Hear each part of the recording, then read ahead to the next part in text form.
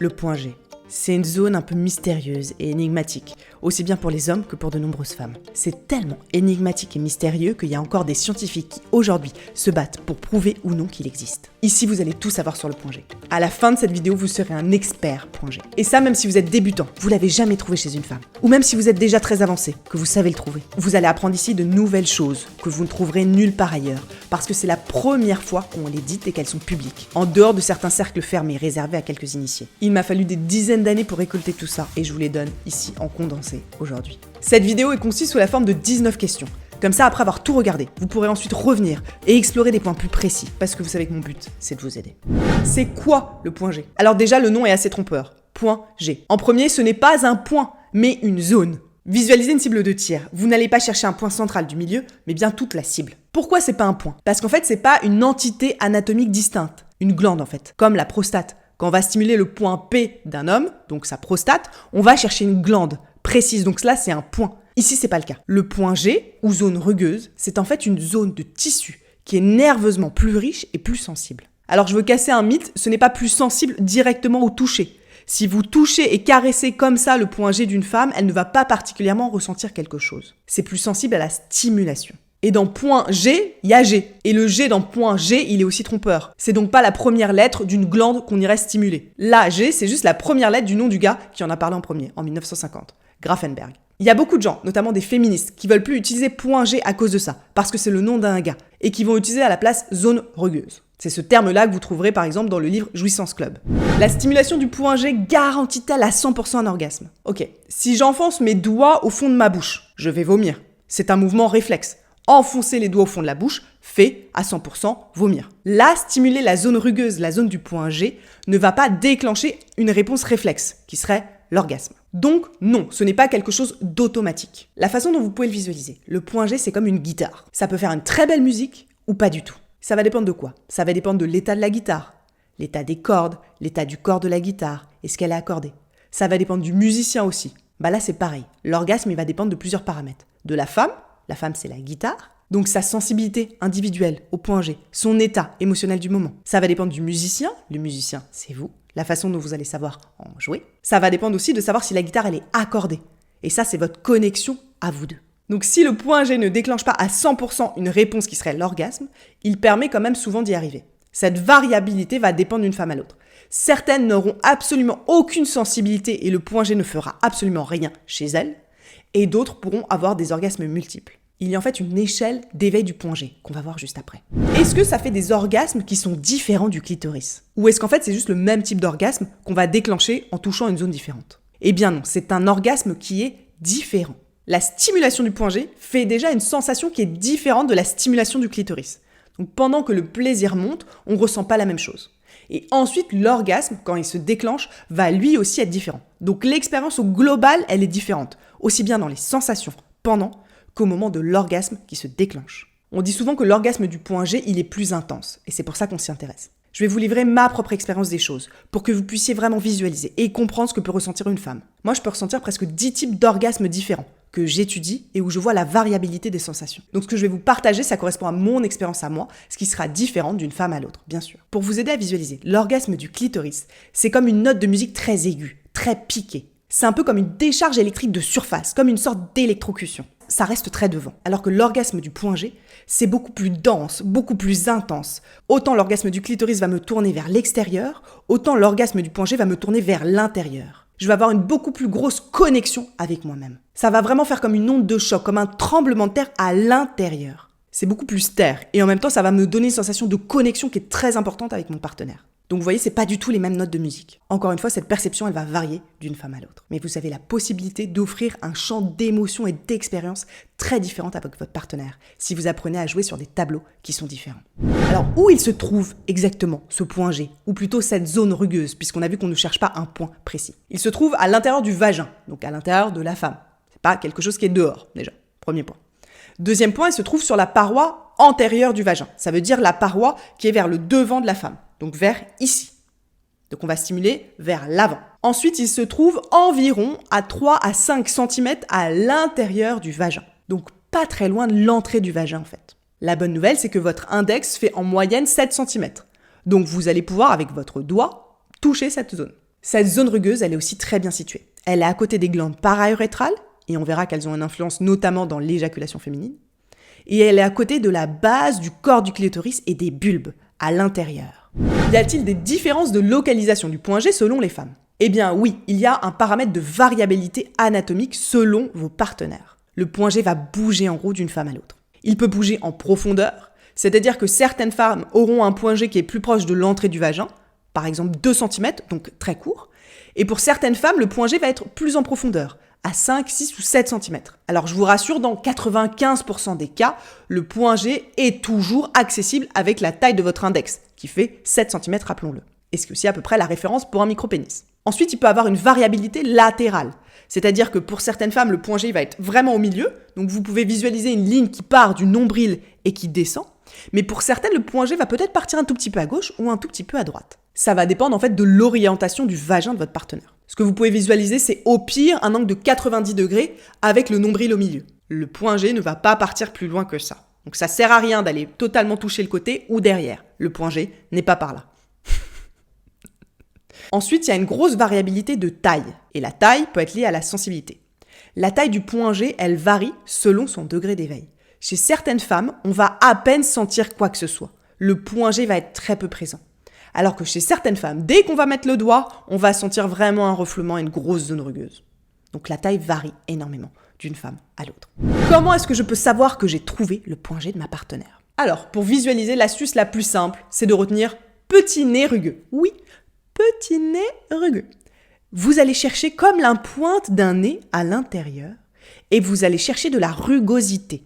Donc vous allez chercher une zone de peau qui n'a pas la même texture que le reste. Si vous avez un doute sur le côté rugueux que vous sentez, le plus simple c'est de toucher une autre zone pour voir la différence de texture, parce que ça permet vraiment de comparer la rugosité pour une même partenaire. Ça, c'est le meilleur conseil pour le trouver, tout en restant bien sûr dans la localisation que je vous indiquais au-dessus. Si vous sentez une zone rugueuse vers le bas, vous avez trouvé une autre zone qui n'est juste pas le point G. Parce qu'on verra dans d'autres vidéos, il y a plein d'autres zones érotiques qu'on peut activer chez la femme.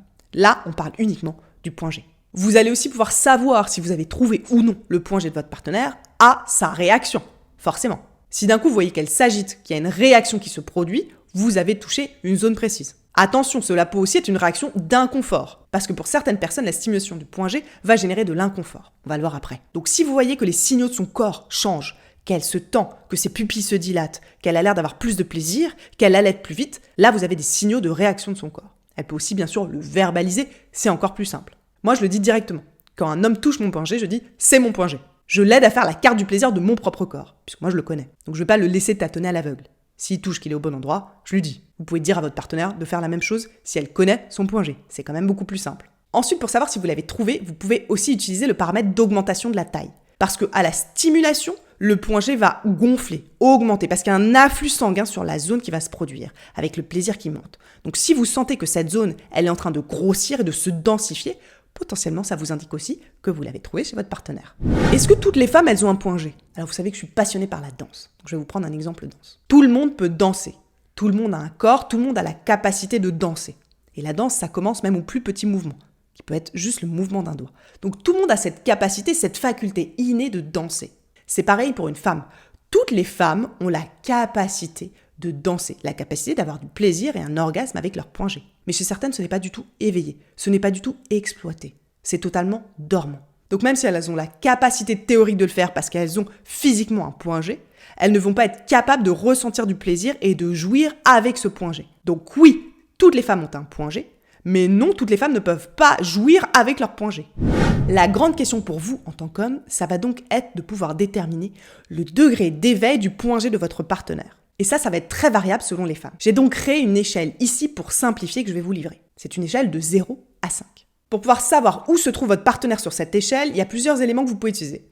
En premier, la réaction de votre partenaire à la stimulation. Est-ce que vous allez sentir sous vos doigts ? Et en deuxième, la communication. Parlez avec votre partenaire, savoir si elle a du plaisir sur son point G, si elle le connaît, si elle l'exploite. Attendez, si vous aimez cette vidéo, abonnez-vous à la chaîne, ça encourage vraiment toute l'équipe. Donc le niveau 0 du point G, qu'est-ce que c'est ? C'est un point G qui n'est pas du tout éveillé. C'est un point G dormant. Il existe à peine. Vous allez toucher, vous allez juste sentir une zone rugueuse, vous allez à peine sentir la pointe d'un nez. Et toucher cette zone ne va procurer aucune sensation à votre partenaire. Le point G est petit n'est pas développé, n'est pas éveillé. Le niveau 0 du point G. Ensuite, vous avez le niveau 1 du point G. C'est un point G qui est présent mais qui n'est pas encore éveillé. C'est-à-dire que vous allez sentir la pointe du petit nez rugueux, donc vous allez sentir que cette zone existe, votre partenaire va la sentir aussi, mais ne va ressentir aucun plaisir. Ça va être une zone neutre. Le niveau 2 du point G, c'est un point G douloureux. Oui, c'est assez paradoxal. Mais il y a un moment où le point G peut être perçu comme douloureux ou générant de l'inconfort sur ce niveau-là. C'est-à-dire que quand vous allez toucher, vous allez bien sentir cette zone rugueuse, vous allez bien sentir ce petit nez, donc cette zone existe, et il y a une première forme de connexion qui existe dans l'esprit de la femme, puisque là il n'y a plus d'insensibilité, mais il y a une sensation d'inconfort. Puisqu'en fait le point G, il va nécessiter d'être éveillé, d'être travaillé, et de dépasser cette sensation qui au début, quand on la stimule jamais, peut être surtout bizarre en fait. Et cette sensation de bizarrerie, d'étonnement qu'on ne connaît pas du tout, certaines femmes vont l'assimiler à de l'inconfort, voire une forme légère de douleur. Attention, si ça fait mal, c'est que vous n'êtes pas au bon endroit ou potentiellement elle doit consulter. Mais souvent les femmes me rapportent qu'à ce moment-là, il y a un palier d'inconfort. Et je l'ai moi-même franchi, donc je le connais. C'est juste un palier à passer. Ensuite, le niveau 3. Le point G existe, le point G est réveillé, vous pouvez le sentir, et il va générer du plaisir à votre partenaire. Donc cette stimulation du point G au niveau 3 va lui faire du plaisir, sans déclencher d'orgasme. Le niveau 4, c'est l'étape suivante. Le point G est éveillé, vous allez pouvoir le trouver encore plus facilement, votre partenaire va avoir du plaisir, et elle va même être capable d'avoir un orgasme à la stimulation du point G. Le niveau 5, c'est l'étape du point G très éveillé, vous allez le sentir, il va tout de suite être gros et très gonflé et très présent, votre partenaire va être très réactif dès qu'on le touche, et elle pourra avoir des orgasmes multiples à la stimulation. Elle va être très sensible à cette zone. C'est une zone très présente chez elle, et qui va générer du plaisir dès qu'on l'effleure, les premières secondes où vous touchez. Donc vous voyez, il y a une échelle d'éveil du point G. Et la bonne nouvelle, c'est qu'on peut passer d'un niveau à l'autre. Comment s'adapter au niveau d'éveil du point G de votre partenaire ? Vous n'allez pas faire la même chose selon là où se trouve votre partenaire. Et pour vous aider, vous allez avoir plusieurs outils. En premier, la communication. Parlez avec votre partenaire. Et en deuxième, votre capacité à détecter les réactions de son corps et à l'accompagner là-dedans. Chaque femme est unique. Ce qui fonctionne pour l'une ne va pas forcément fonctionner pour l'autre. Donc c'est à vous de vraiment faire une approche personnalisée pour votre partenaire. Donc si votre partenaire est au niveau 0 ou au niveau 1, c'est-à-dire que son point G peut être présent, mais est totalement insensible. Votre but, votre intention, forcément, ça va être de mettre de la conscience et de la connexion dans cette zone. Vous n'allez pas obtenir d'orgasme au début. On passe pas du niveau 0 au niveau 5 en une seule fois. Donc le but, ça va être d'aller toucher, de stimuler très doucement ce point G. Donc vraiment de caresser avec la pointe du doigt le point G, cette zone rugueuse, sans appuyer pour le stimuler. Et de parler à sa partenaire. L'idée, c'est que la connexion de son cerveau se fasse et qu'elle puisse identifier, ok, cette zone-là, ce que je ressens, c'est mon point G. Pour que les routes neuronales se mettent en place. On a ce qu'on appelle des routes neuronales du plaisir. Et parfois, elles sont déconnectées. Et là, c'est souvent le cas si le point G, il est insensible. Donc le but, c'est de l'aider à visualiser et à se connecter à cette zone de son corps pour qu'elle puisse avoir un premier degré de sensibilité. L'idée, ça va être aussi bien de la rassurer, de lui dire que c'est ok si elle ressent pas grand-chose, voire si elle ressent rien, sans aucune pression à avoir un orgasme quelconque. Parce que dans ce cas, elle en est loin. Et vous pouvez aussi faire ce massage léger d'éveil en même temps que vous effectuez une stimulation sur son clitoris. Puisque je rappelle ici que 100% des femmes peuvent jouir avec une stimulation externe de leur clitoris. À moins d'avoir un blocage, que dans ce cas, on peut accompagner sa partenaire à dépasser. Donc vous allez masser cette zone rugueuse, c'est votre partenaire de niveau 0 ou niveau 1, et en même temps, vous allez stimuler. Donc par exemple, avec votre langue, en faisant un cuni son clitoris, ou avec votre doigt. Vous allez caresser son clitoris pour avoir une stimulation qui lui donne du plaisir. Et là, c'est très intéressant, parce que vous contribuez à assimiler cette zone, du point G de la zone rugueuse, avec une première forme du plaisir. Parce que cette information du plaisir, elle va remonter depuis le clitoris jusqu'au cerveau, qui va vivre une expérience de plaisir, et qui va connecter en premier cette zone rugueuse à ça. Donc vous l'aidez à ça. Je vous conseille de ne pas faire ça dès le début, à froid, mais plutôt quand votre partenaire, elle est déjà un peu excitée. Ensuite, le niveau 2. C'est une femme, je rappelle, où la stimulation du point G va générer de l'inconfort, voire une légère douleur. Puisqu'en fait, c'est un signal qu'elle ne connaît pas. C'est une zone qui n'est pas encore assez éveillée, mais qui pourtant commence à être connectée. L'idée, bien sûr, ça va être de l'aider à passer ce palier, qui est aussi beaucoup un palier mental. Donc vous allez beaucoup lui parler et la rassurer.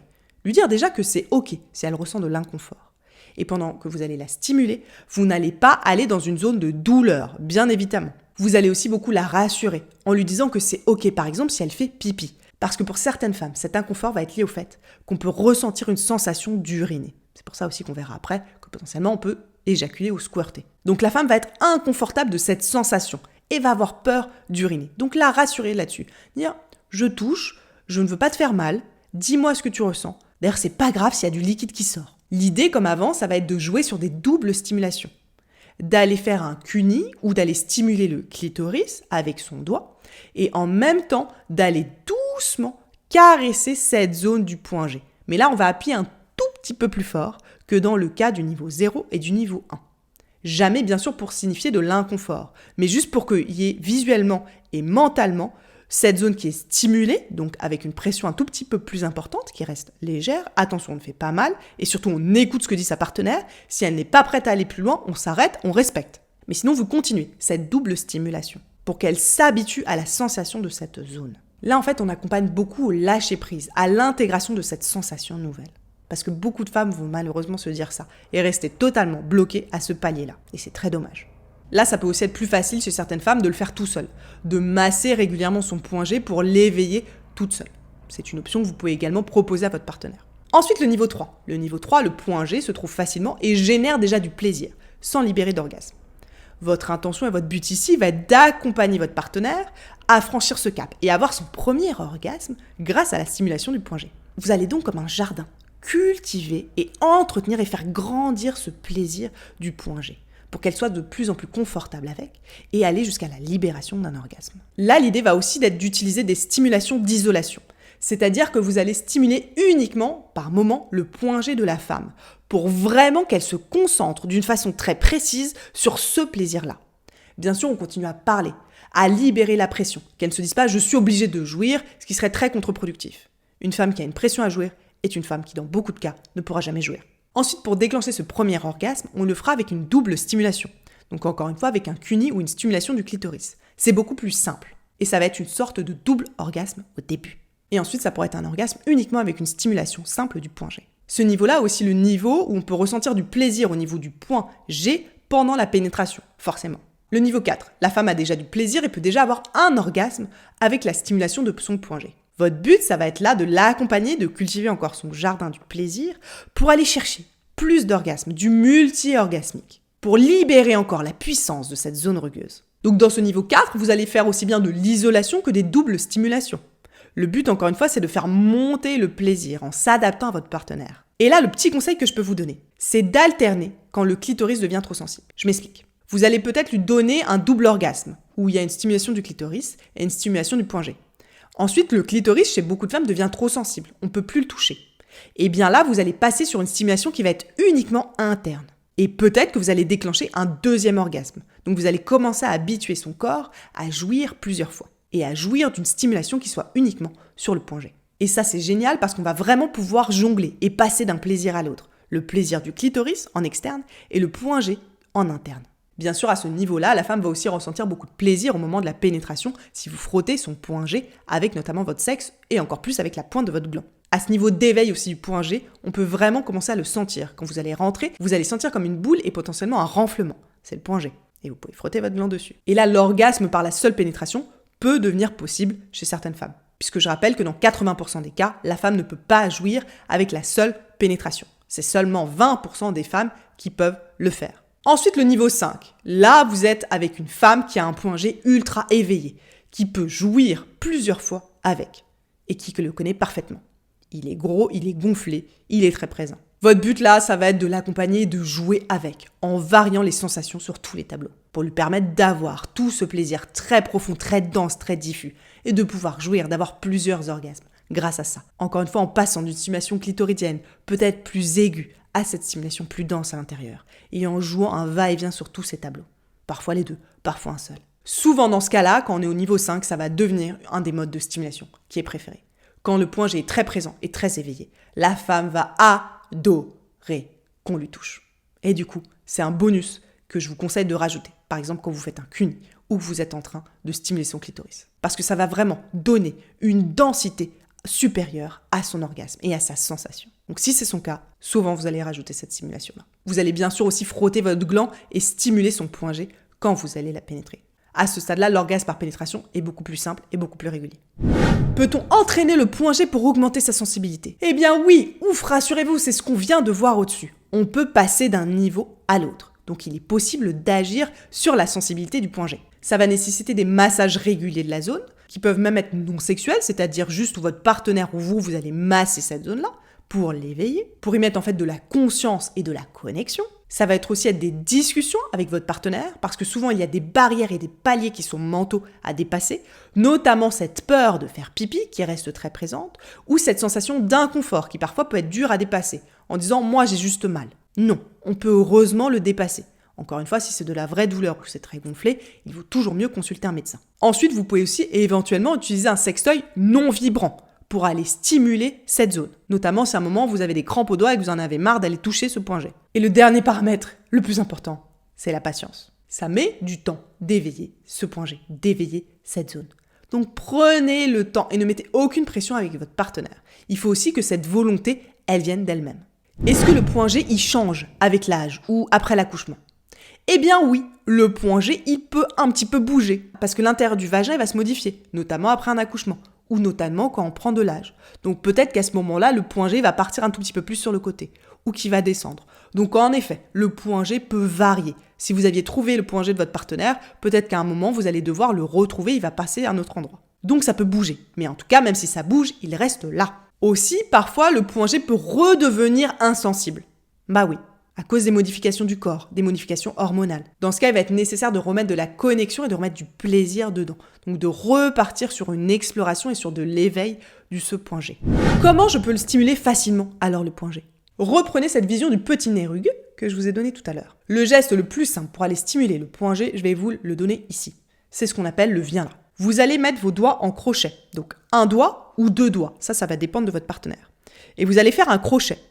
Je ne peux encore une fois pas vous mettre de dessin ici, sur cette vidéo-là, mais on fera des vidéos qui sont plus explicites, qui sont hébergées en dehors de YouTube. Et vous allez faire un mouvement de « viens là ». Viens là. Donc c'est vraiment ce mouvement-là. Je fais un crochet pour aller le sentir au niveau du petit nez. Hop. Et je vais faire comme ça. Je vous montre sur mon nez. Hop. Je fais comme ça. Voilà. Donc vraiment en crochet. Et je viens stimuler le point G. Vous voyez, j'utilise vraiment le bout de mes doigts. Surtout pas mes ongles. J'utilise vraiment la partie toute douce et molle du bout de mes doigts.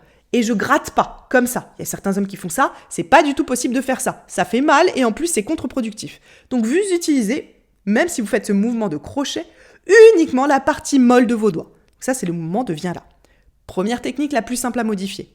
Vous allez adapter l'amplitude de votre mouvement à votre partenaire. Si votre partenaire elle est dans des niveaux qui sont assez faibles ou si son point G il est très sensible ou potentiellement douloureux, vous allez surtout pas faire un très gros crochet très appuyé. Vous allez faire quelque chose qui ressemble à ça.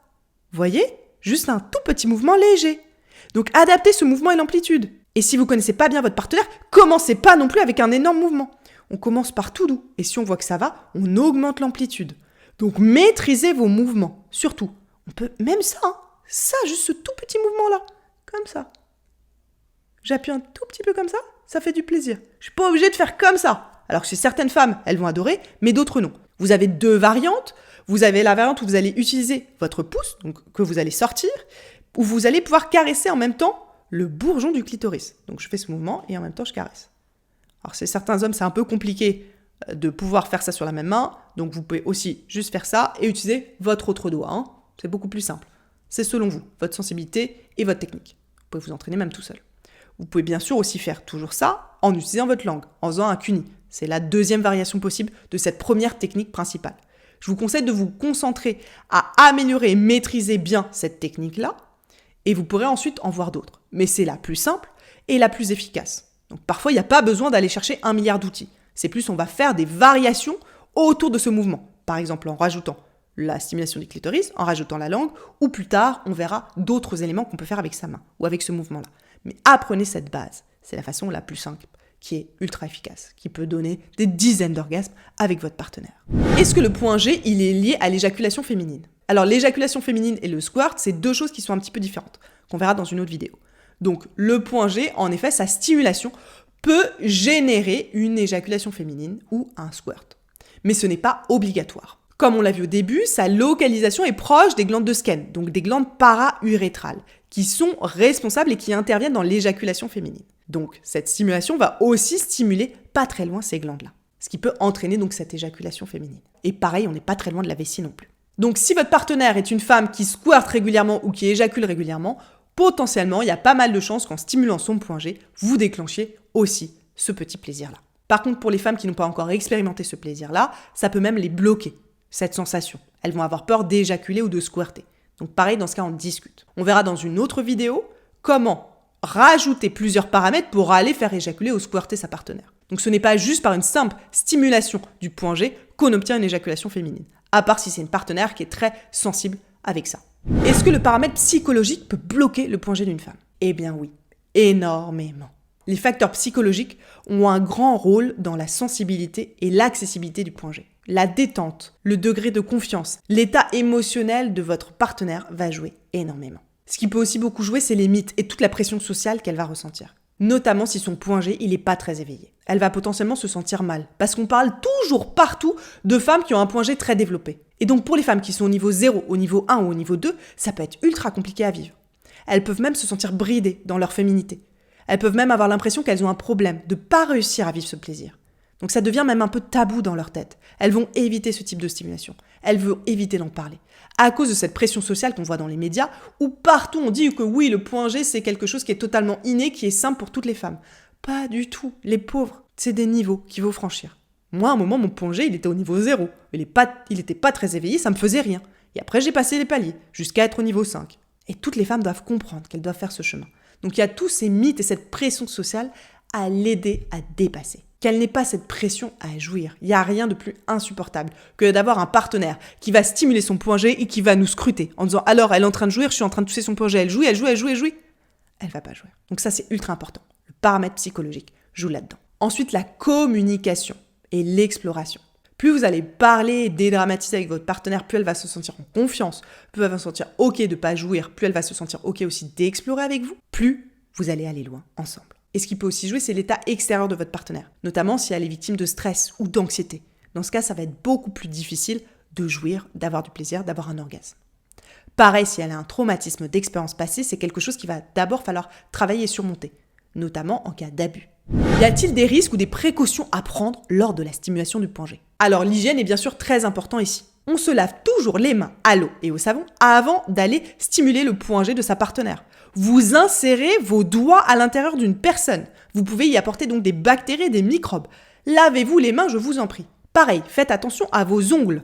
Comme on l'a vu, on ne gratte pas à l'intérieur du vagin avec ses ongles.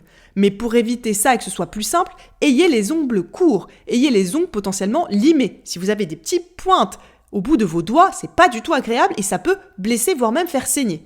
Donc, les ongles courts et les ongles potentiellement limés. Et quand vous vous lavez les mains, vous lavez aussi le dessous de vos ongles. Vous lavez bien le petit bout, parce que c'est ça que vous allez utiliser. Et vous imaginez bien que le dessous des ongles, c'est vraiment une zone qui ramasse plein de microbes et de bactéries.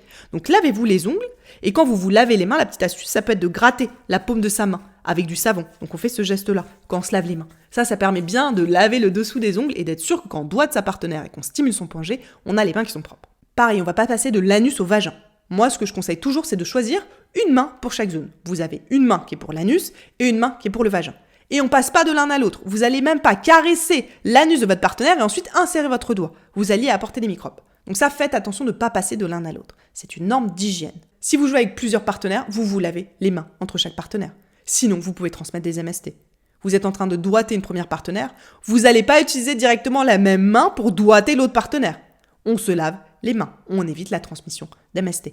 Ensuite, le précaution, forcément, c'est du confort et du consentement. C'est vérifier vraiment que votre partenaire, elle est OK que vous alliez toucher son point G. Parce que pour certaines femmes, c'est quelque chose qui ne les met pas du tout à l'aise. Et elles sont très inconfortables à ça. Elles n'ont pas envie d'avoir quelqu'un qui insère ses doigts à l'intérieur d'elles. Donc respectez ça. Soyez sûr qu'elle est d'accord d'aller sur ce type d'exploration, même si vous êtes ensemble depuis longtemps. La stimulation du point G peut-elle avoir des effets thérapeutiques ? Oui, sur plein de paramètres, comme le sexe en général.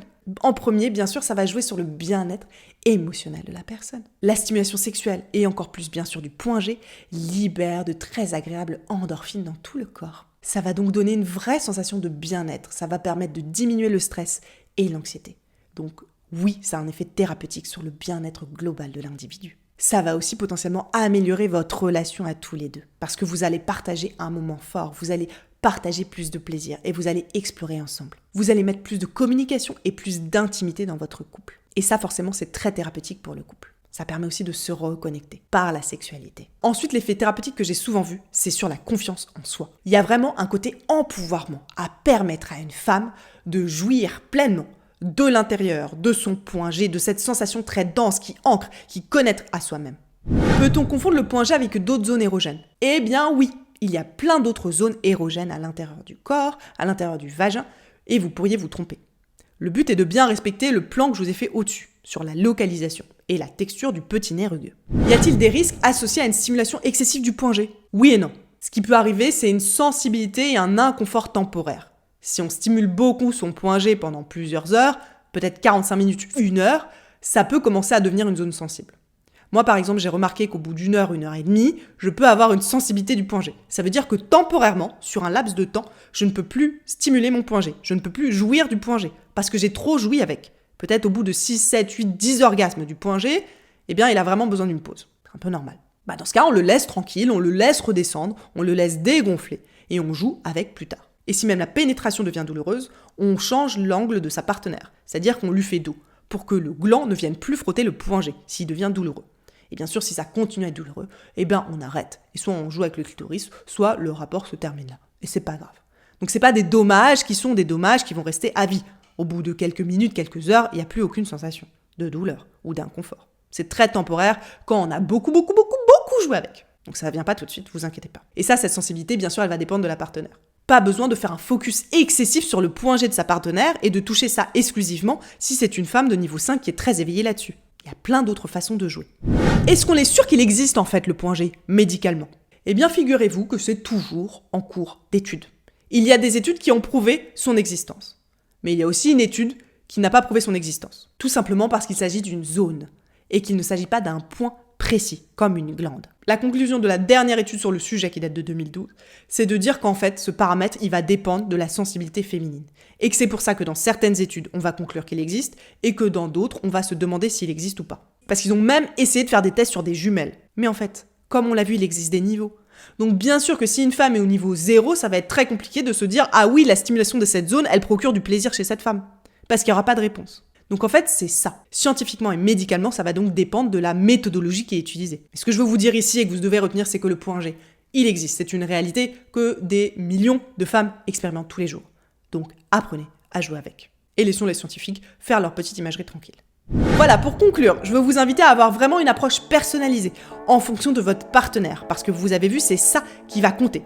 Je vous invite aussi à retourner voir des questions et les plans plus précis pour avancer à votre rythme sur l'exploration du point G de votre partenaire et vraiment devenir un expert, parce que là, vous avez toutes les cartes en votre possession pour être vraiment cet expert du point G que vous avez envie d'être. Vous allez donner plus de plaisir à votre partenaire, vous allez travailler votre connexion et votre relation en même temps.